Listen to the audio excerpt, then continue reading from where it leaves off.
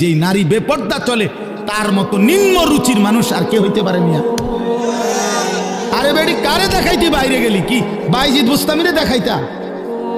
তুমি যে বেপর্দা বাইর হইলা, তোমার রূপ যৌবন দেখবে কেডা? জুনায়েদ বাগদাদি নাকি? কথা কয় না। তো যেই পুরুষগুলো দেখবে রাস্তায়, যেই ছেলেগুলো তোমারে দেখা,